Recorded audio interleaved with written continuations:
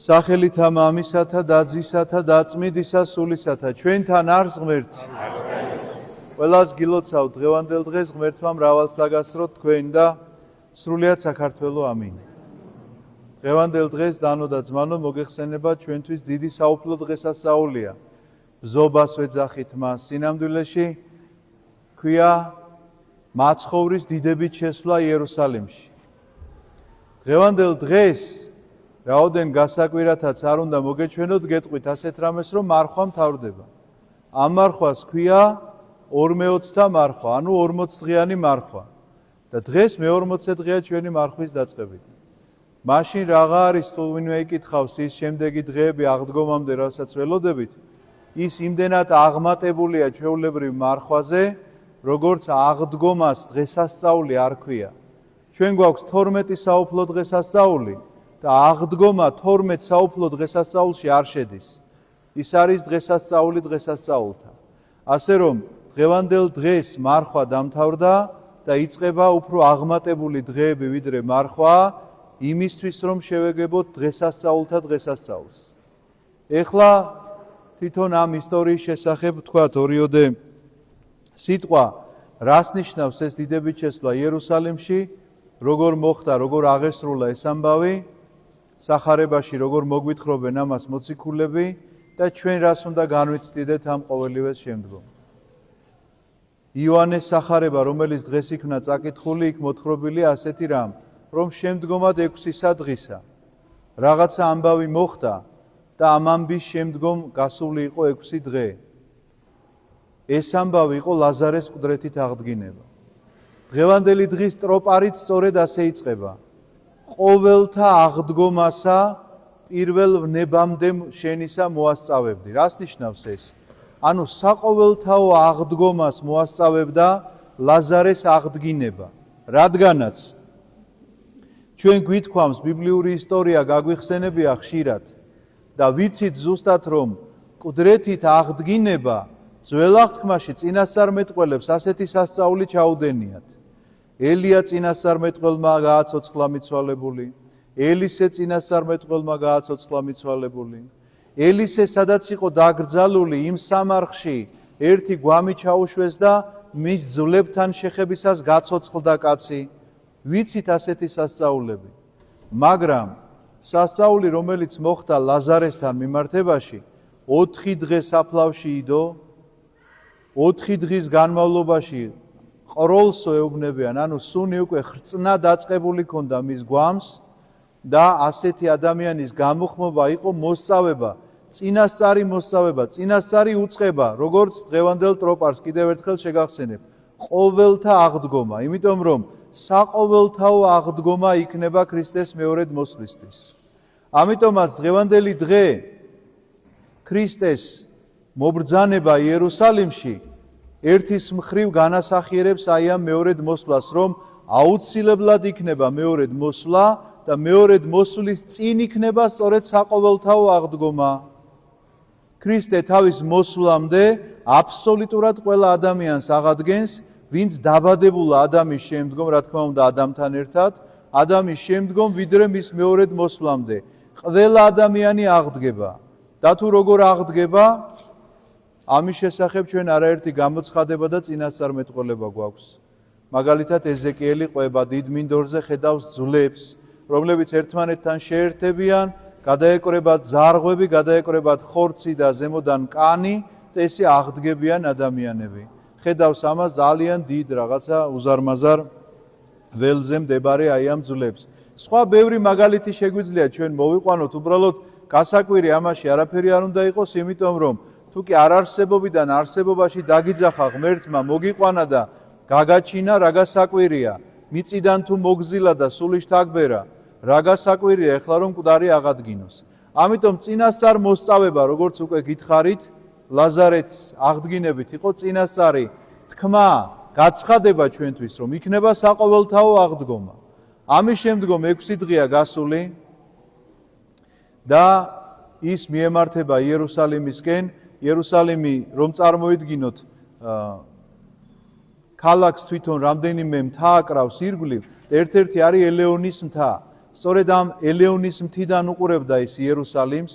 იერუსალიმის გალავანს ერთ-ერთ შესასვლელს ერქვა ოქროს კარიბჭე, რომელიც ახლა ამოშენებულია და ეს კარიბჭე არ იხსნება და არის გარდამოცემა, რომ ის მეორედ მოსვლის წინ გაიხსნება და აქედან შემოგზანდება მაცხოვარი და მაშინ სწორედ აი ამ კარიბჭეში შევიდა, ამხედრდა ის ვირის ჩოჩორზე. ეს ყველაფერი, რა თქმა უნდა, პირდაპირ მნიშვნელობით ისტორიულად ასე იყო, როგორც ყვებით, სახარებაში ასე არის მოთხრობილი, მაგრამ ამავდროულად იცოდეთ, რომ ძალიან დიდ სახე-სიმბოლოებს განასახიერებს. ის რომ ის ოქროს კარიბჭეში უნდა შესულიყო, ის რომ ჩოჩორზე დაждდა და არა ბედაურზე.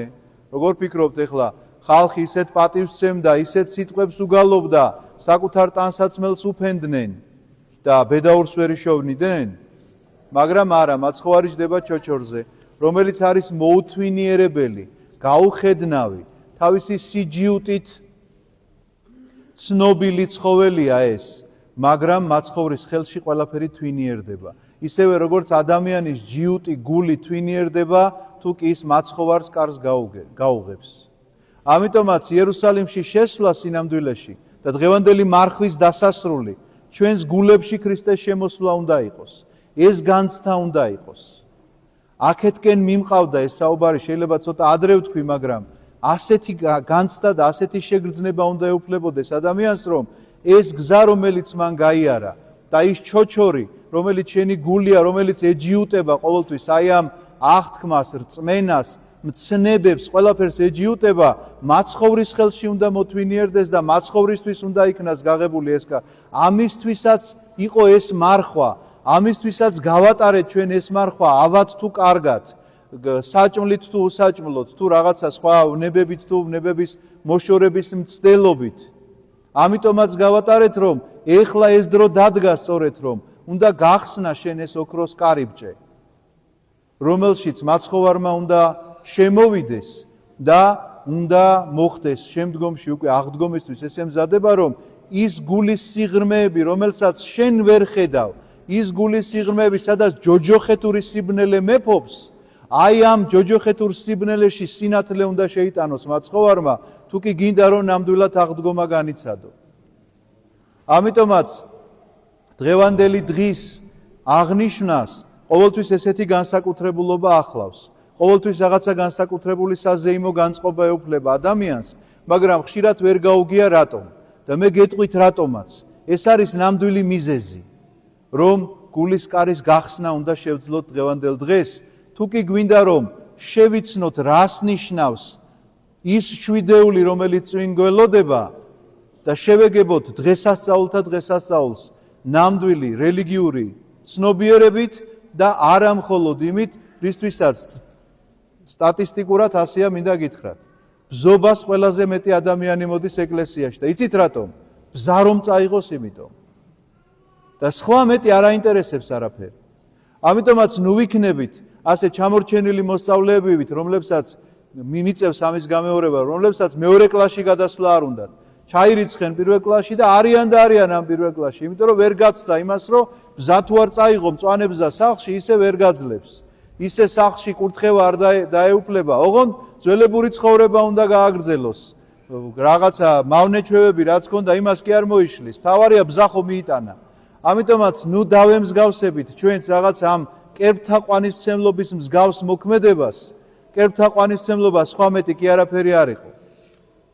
მისულიყავი უნდა მსხვერპლი კერპისთვის შეგეწირა, მაგრამ არაფერი ცვლილება შენში არ მოხდებოდა, იმიტომ რომ ამ უსულგოლო ხელით გამოჩორკნილ რაღაცა კერპისთვის თაყვანი უნდა ეცა ადამიანს, მაგრამ როდესაც შენ სულიერ ღმერთს ეთაყვანები და მისი სულის აბსოლუტურ განცდას იწყებ, რომ როგორი სული აქვს მას, როგორი სითბო, როგორი სიყვარული, როგორი ნუგეში შეუძლია მას შენთვის, აი შენში ცვლილებები უნდა განხორციელდეს. უნდა მიხვდე, რომ რაღაცა დასათმობი გაქვს ამ ცხოვრებაში. უნდა დათმო ის, რაც შეგიყვარდა ყველაზე მეტად. ეს იყო რაღაცა ამქვეყნიური ვნება, ეს იყო რაღაცა ამქვეყნიური გატაცება, რომელსაც აუცილებლად ბოლო ექნება. და რასაც არ ექნება ბოლო, საუკუნო ნეტარებას, ამისკენ უნდა იყოს შენი სწრაფვა. ამიტომაც დღევანდელ დღეს პრაქტიკული მნიშვნელობით იმას გეტყვით, რომ განა ბზა არ უნდა წაიღოს სახლში.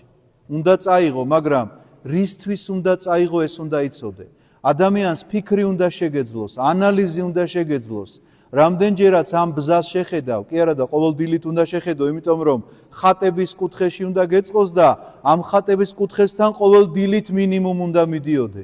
და რამდენჯერაც ამ ბზას შეხედავ, იმდენჯერ უნდა გაგახსენდეს, როდის გაუღე გულისკარი უფალს რომ შემოსულიყო შენში და როდის არ გაუღე მას ეს კარი და არ მოინდომე ის რომ იდგა და აკაკუნებდა და შენ რომ არ მიაქციე მას ყურადღება, იმიტომ რომ არ გეცალა მისთვის, იმიტომ რომ არ გეთმობოდა სხვა რაღაცა, ვერ თმობდი რაღაცა ამ ქვეყნიურს, ვერ თმობდი რაღაცა შენს მიერ შეყვარებულს, ჭამას მაიყო თუ სხვა რაღაცა, სხვა მიდრეკილება კიდე ადამიანური და ამიტომაც არ გააღე ის კარი, სადაც შეიძლებოდა ის სიხარული შემოსულიყო შენში, რომელიც 64-ს აქვე განგაცდევინებს და აქედანვე იწყება ამისი განცდა იცოდეთ. აქედანვე იწყება რაღაცა იმ ნაპერწკლების გამოვლინება, რომელიც სიხარულით საუკუნო სიცოცხლეში ელოდება ადამიანს. ამიტომაც ჩემო ძვირფასებო, ეს ბზა ნუ იქნება თქვენთვის ის რომ რახან ბზა წავიღე, ამიტომ დალაგდა ყველაფერი და მოგვარდა ყველაფერი. რახან ნაკურთხი მამაო ასხურა წყალი, ესე იგი ესეთი ბზა უნდა წავიღო, ესე ნუ იქნება. საერთოდ ეზოში შეიძლება იპოვო ერთი ტოტი და მოწყვიტო ყოველგვარი სხურების გარეშე და ის კონდეს იმის სამახსოვროდ, გონებაში აღსაბეჭდათ რომ რამდენჯერაც შეხედავ ამას, იმდენჯერ უნდა გახსოვდეს რომ გულის ყარი ღია გაქვს ქრისტესთვის მხოლოდ და არავით არის სხვა ამ ქვეყნიურისთვის, არავით არის სხვა მიდრეკილებისთვის. აი ეს არის ბზობის დღესასწაული, აი ეს არის ქრისტეს დიდებით შესვლა იერუსალიმში. ჩვენი გული იერუსალიმად თუ არ ვაქციეთ, იერუსალიმი ცათა სასუფეველს განასახიერებს და თუ არ ვაქციეთ ჩვენი გული იერუსალიმად, იცით რა დარჩება მაშინ ჩვენი გული? ეგვიპტეთ, რომელშიც სრული სიბნელეა და სინათლე მხოლოდ მაშინ შედის, როდესაც ქრისტე მიბრძანდება იქ. ამიტომ გისურვებთ ყველას, რომ არა მხოლოდ გარეგნული იყოს ჩვენი ეს მოქმედება, არა მხოლოდ გარეგნულად ესე იგი ბზის წაღებით ან წირვაზე დგომით შემოვიფარგლებოდეთ, არამედ შინაგანი განცდით, გონიერებით მიუდგეთ ამას ყველაფერს და გამუდმებულად გქონდეთ ფიქრი და ზრახვა იმისა, რომ ეს მოქმედება ეხლა შეესაბამება კი იმ სახელს, რასაც ქრისტიანობა ქვია. თუ არ შეესაბამება, ასე განიხილავდეს შენ საკუთარ თავთან, საკუთარ სინდისთან ერთად, შენი ცხოვრების თითოეულ ნაბიჯს და ასე აგრძელებდე ცხოვრებას საუკუნო სიცოცხლისაკენ. ამინ. მერთმა დაგლოცოთ, მრავალს დაგასწროთ.